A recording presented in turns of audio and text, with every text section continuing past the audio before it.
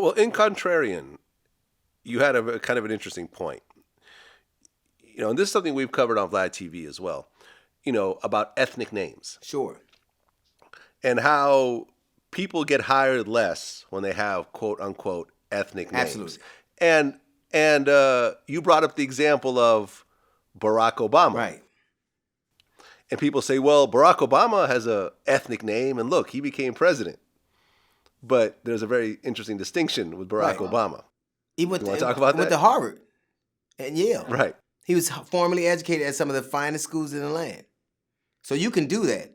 If you go to Harvard or Yale, Columbia, you can be named Barack Obama. If your name is DeAndre, you better not show up at DeVry. Right.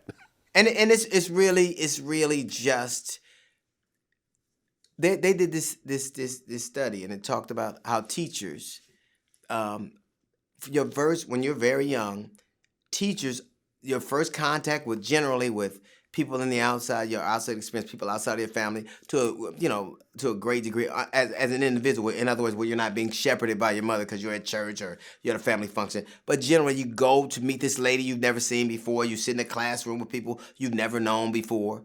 They form an opinion of you based on your name, where you live, and they treat you that way. It becomes a self-fulfilling prophecy.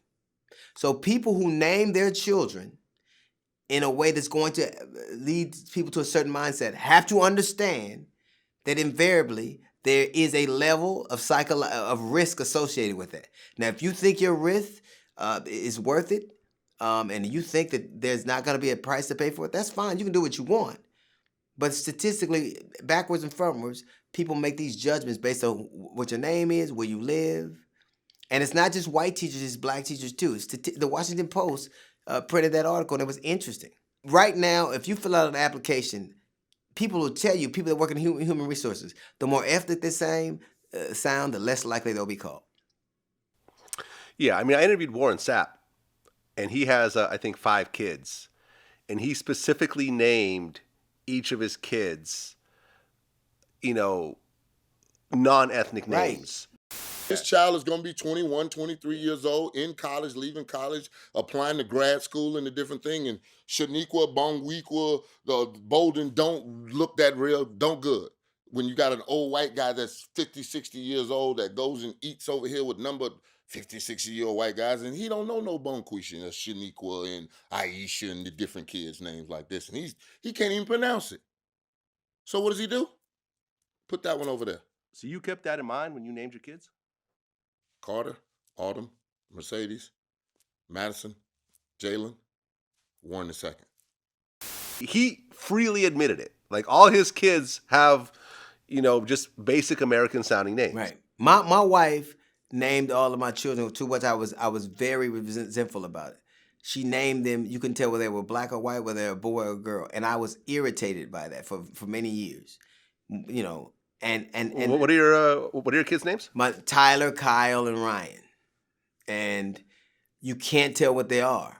But it angered me at first because I felt like I was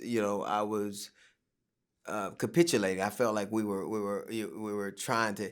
But years later, I came to understand that was the wisest course of action. People are going to judge you when they see you. Why would they want to judge you before they even the thing that's so funny to me is they made up a nigga to describe people they had never even met.